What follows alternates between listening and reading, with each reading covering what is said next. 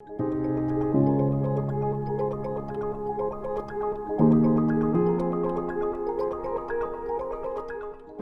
my dear students, how are you? How you are keeping yourself? I hope you are well and safe. In this unit chemical bonding, we discussed about the covalent bond and overlapping concept, ionic bond, formation of ionic bond. In today's class, we will discuss about the different types of the hybridization. So what are the different kind of hybridization? How to predict them? Prediction of the hybridization, which is very important aspect of the covalent bond. So this prediction of hybridization we will discuss in this unit. So come, let's see type of hybridization. So students, in this session, specifically in this class, now we shall discuss about the type of hybridization. We also discussed type of hybridization in the previous session. Here, one more time, we will discuss about the some different hybridization. In the previous class, we discussed about the hybridization which involve s and p orbitals a bit. Now we shall discuss sp2 hybridization. Now what happens in the sp2 hybridization? Students, in the sp2 hybridization, there is an involvement of 1s and 2p orbital. Similarly, very simply, there is an involvement of 1s and 2p orbital. You must be thinking that these 2p orbitals are which orbitals? Like, I mean to say, we know that in p subshell there are three orbitals, px, py and pz. So out of these px, py's and pz, two orbitals involved in this hybridization. And like as a general rule of the hybridization, number of formed orbitals are always equal to the number of participated orbital. Here in this example, you can see three orbitals participated. So number of new hybrid orbitals will be 3. So there will be a formation of 3 new hybrid orbitals, and each sp2 hybrid orbital will have same shape, size and energy, and they will arrange themselves in this way, like one orbital in this manner, another in this manner, and the last one is in this manner. Each of this orbital is sp2 hybrid and contain electron. This kind of hybridization is also called as trigonal hybridization, because the shape which is obtained here is trigonal planar shape. And there are quite a few examples of this hybridization, like ethene C2H4, in which there is a double bond between carbon and carbon, organic compound. Another example is BCl3 boron trichloride and boron trifluoride. So these are few examples of sp2 hybridization where orbitals are arranged at the bond angle of 120 degree. And if someday somebody asks you how many number of bonds of 120 degree are there, then you can reply there are 3 bonds of 120 degree. So in this structure there are 3 bonds of 120 degree. Please have a look. And this shape is called as trigonal planar shape. Alright. The example of this hybridization is ethene. In the ethene, each carbon is sp2 hybridized, in which 1s and 2p orbitals are hybridized, like we already said. Here 1p orbital remains unhybrid. You see, this is the electronic configuration of carbon. See, the number of carbon is 6. So the electronic configuration is 1s2, 2s2 and 2p2. Here you can see there are 2 electrons in 2s and there are 2 electrons in 2p as well. And this orbital is what? This orbital is unhybrid vacant orbital, which will engage in the formation of sideways overlapping, and it will result in the formation of pi bond finally. So carbon do not form compound in the ground state. It forms the compound in the excited state. We know this, that in C2H4 carbon has to form 4 bond. Now if you take a look, students, each carbon is forming 4 bonds. In order to form 4 bonds, one must have 4 unpaired electrons. Did you see 4 electrons unpaired in carbon? No. The answer is no. In the carbon, there are only 2 unpaired electrons. These 2. And these 2 are paired. So this is the ground state of carbon. Now what happens in the excited state? This electron, which is here in the ground state, it travels to the higher energy level and goes in the unpaired form, which is called as excited state of carbon. Now you see, in the excited state of carbon, it is clearly visible that there are 4 unpaired electrons. Now we can understand why carbon can form 4 bonds. Out of these, 3 bonds are formed by these sp2 hybridization, and this is unhybrid orbital, which further participate in pi bond formation. Students, I would like to remind you one more time that those orbitals further which have to form the pi bond will not participate in hybridization, because hybrid orbitals form sigma bonds only, right? So out of these 3 sp2 orbital on each carbon atom, 2 overlap with each other with the hydrogen atom. This one is carbon, this one is another carbon, and this is the formation of sigma bond between carbon and hydrogen, same as here. And this bond is formed by sigma bond sp2 overlapping between 2 carbon atoms, right? And what about the unhybrid orbital which was present over the each carbon atom? Those unhybrid orbital will further result in pi bond formation. So sigma bonds will be there by the overlapping of 2 sp2 hybrid orbitals with one another, like this one, and pi bond is formed by the collateral overlapping of unhybrid p orbitals. In this third picture, you can see that this pi bond is virtually, it is surrounding the sigma bond. So we say that electron density of sigma bond is surrounded by the electron density of pi bond. Now the unhybrid p orbital having one unpaired electron which is not participated in the hybridization, now it will overlap sideways, this with this and this with this, and they will finally form pi bond which has cylindrical electron cloud.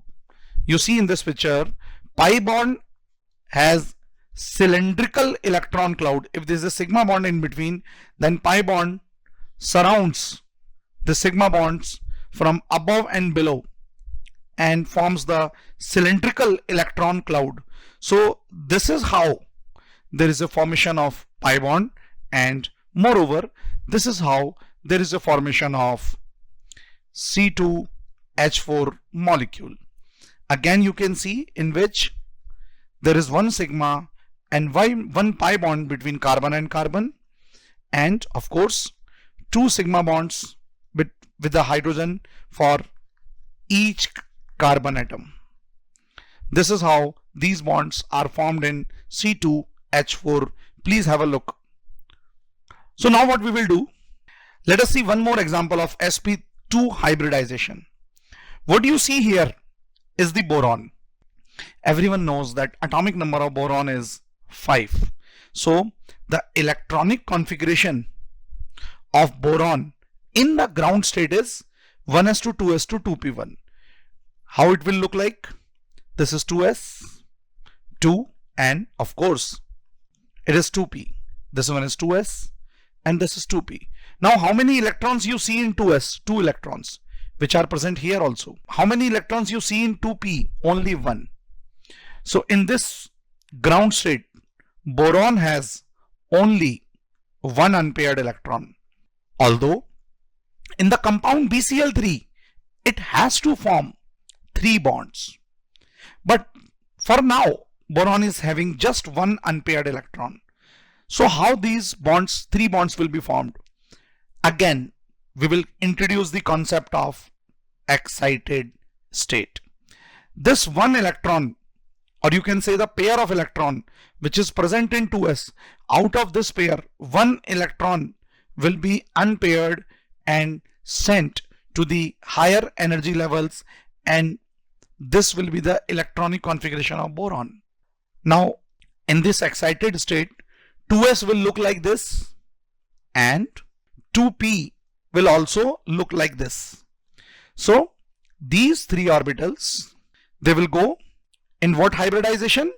Yes, you are right, sp2 hybridization, in which 1s and 2p are involved. These 2p along with the s, they will further produce 3 new sp2 hybrid orbitals. What these orbitals will do? These 2 sp2 hybrid orbitals over the boron will arrange themselves in this manner, where they will further form sigma bond with the chlorine, which results in the formation of which kind of overlapping? sp2p overlapping. Students, which overlapping? Please remember the name. It is sp2p overlapping. What do you mean by sp2p overlapping? One orbital which is involved here in bonding belongs to sp2 orbital, which means a hybrid orbital, and the orbital which comes from chlorine is simply p, unhybrid orbital. See, hybridization is valid concept for central atom. We propose the concept of hybridization for central atoms only, right? So here chlorine, which is a side atom, do not possess any kind of hybridization, and their unhybrid p orbital will participate in the bond formation with the sp2 of boron. All right, and finally this would be the shape of BCl3 molecule having sp2 hybridization. Now if you draw imaginary line which combine the apex of these bonds, then eventually you will see a triangle which is situated in one plane, just one plane. It is not a non-planar or three-dimensional structure. It is located within plane. So this is called as triangular planar structure.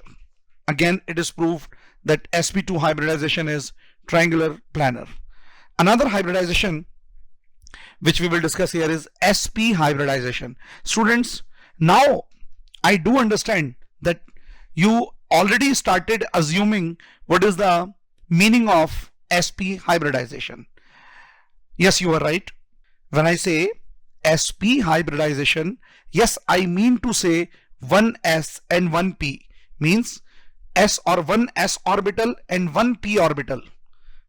These two will combine with each other and they will eventually produce 2 new sp hybrid orbital which will arrange themselves at the angle of 180 degree.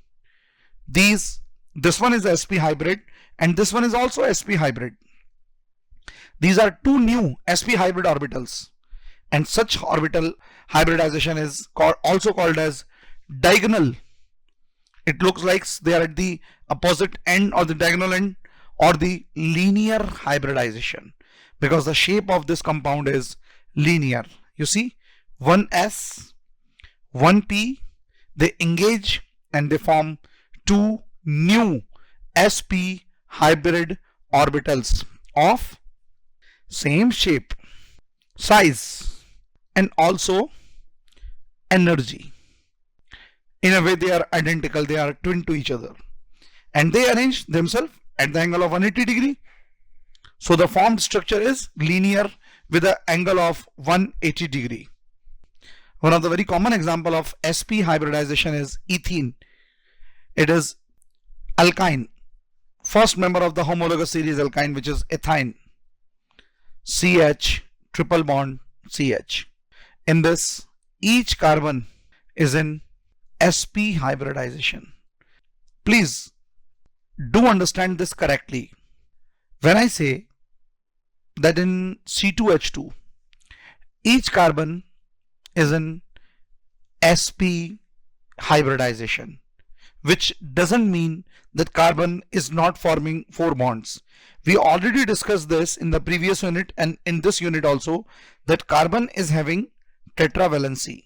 All the compounds of carbon are formed in its excited state with the valency 4. There is only one compound of carbon which is found in the ground state, which is carbon monoxide. Carbon monoxide is the only compound of carbon which is formed in the ground state, right? So in ethine there are 4 unpaired electrons, students, but please understand, these 4 electrons, they never participate in pi bond. Out of these 4 unpaired electrons, which are accommodated in s and p orbitals, in the ground state, one s contain 2 electron and p contain 2 electron, while in the excited state, s contain 1 electron and p contains 3 electron. Now out of those, 1 s and 1 p participated in overlapping and formed the sp orbit, new sp hybrid orbitals.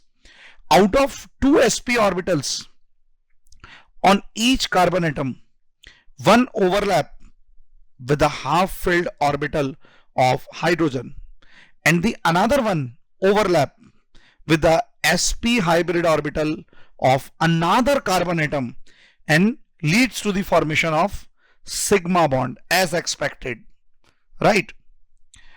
These p orbitals, which one? 2py and 2pz of each carbon atom, they remain unhybrid because further they have to form the pi bond, and like I told you few minutes back, those orbitals which have to form sigma bond will participate in overlapping, and those which further have to produce pi bond will not participate in hybridization and they will remain unhybrid.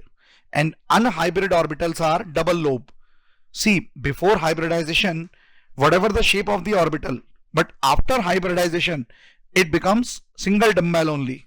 So after hybridization, these sp orbitals, they form their bond as per the requirement and the structure of compound, but those unhybrid p orbitals which were there in the carbon atom, now they will undergo, now it is time when they will undergo sidewise overlapping, and they will form, they will create, they will generate 2 pi bonds between the carbon atoms, like in this manner. You see, this is one carbon atom and this is another carbon atom. Here is the formation of this sigma bond between carbon and carbon. This one circle is one carbon, another circle is another carbon, and then there is a formation of 2 pi bonds.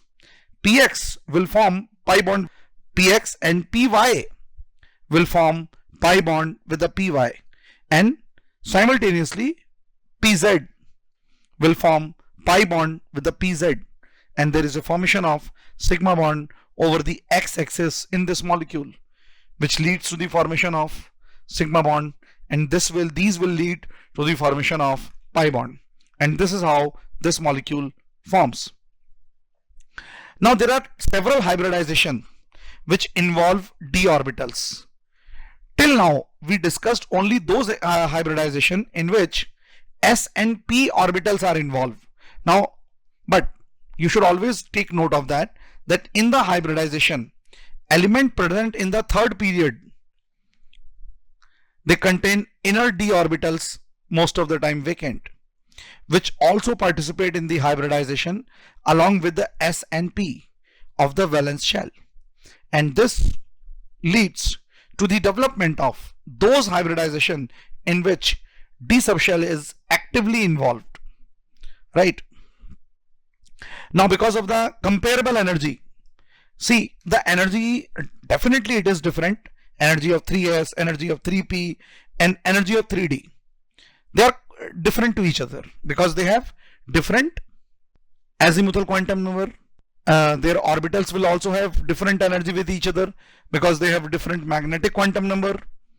So 3s, 3p, and 3d, yes, they have different energies, but let me assure you that their energies are not very much different. Their energies are different, yes, I do understand and I do agree, but their energies are not very much different. They are comparable. So the energy of 3s, 3p, and 3d are comparable. Students, this comparable energy develops another very important phenomenon in the chemistry. Because of this nearly same energy, electrons easily transit between s and p and d, because of which there is an involvement of d in the hybridization. Here are few examples. This is the example of students, dsp2 hybridization. Geometry is square planar. Example is this one. Same like sp3d, it is trigonal bipyramidal. sp3d2, the shape is square pyramidal or octahedral, right? If lone pair is not present, and yes, if lone pair is present, one lone pair is present, it is square pyramidal, and this shape is octahedral. Example, sf6. Do you know what exactly octahedral look like and why it is called as octahedral? Students, octa means 8, hedron means faces. So the structure in which total 8 faces are there is called as octahedral structure. All right. Now, here are some example of sp3d hybridization. The example is PCl5. This is the ground state electronic configuration of phosphorus, 3s to 3p3. But you see, 3d is available. So now in this case, this electron from 3s will be transferred in 3d because energy of 3s, 3p, and 3d are comparable. And because of this, there is a formation of excited state of phosphorus. Now, how many bonds you see? How many unpaired electron you see? First you tell me this. How many unpaired electron you see in this excited state configuration? 1, 2, 3, 4, and 5. See students, it is having 5 unpaired electron. And what if all these unpaired electron, they participate in hybridization further and they form 5, not 1, not 2, not 3, not 4, 5 new sp3d hybrid orbitals. You should always take note of that. During hybridization, a species loses their identity. During the hybridization, orbitals, they lose their identity and they become something else. Before hybridization, it was s, it was p, but after hybridization, there is no s, there is no p, there is just sp3d. Each one of them, out of these 5, each one of them will be treated, will be considered, and will be called as sp3d hybrid orbitals. All right. And now these sp3d hybrid orbitals, they will arrange themselves around the central atom phosphorus in the trigonal bipyramidal geometry. In the trigonal bipyramidal geometry, which is right in front of you. So, in which there are few bonds of 120 degree, and of course few bonds are of 180 degree. These two bonds at the apex position, students, they are called as axial bond. They are called as axial bond, and they have angle of 90 degree with the plane. They have the angle of 90 degree with the plane. They are axial bonds. And what about the other bonds? They are equatorial bonds. The another example is sp3d2 hybridization. Example is SF6. What will gonna happen in this? In this sp3d2, there is an involvement of 1s, 3p and 2d orbitals. sp3d2 orbital, 6 unpaired electron in the 6 different new sp3d2 hybrid orbitals, which will further form the shape like this. And this is octahedral geometry, also called as square bipyramidal, means square, one pyramid above and one pyramid below. Angles are of 90 degree or 180 in between few angles, right? These are few scientist students. One is the Hitler and another one is the London. They basically proposed the valence bond theory. So the the credit of the development of the VBT, valence bond theory, is firstly given to the Hitler and London. All right. So this was about the VSEPR and hybridization. Rest we shall see in the next class, in the coming lecture. I hope you liked this today's session. Please keep coming and keep studying. Thank you.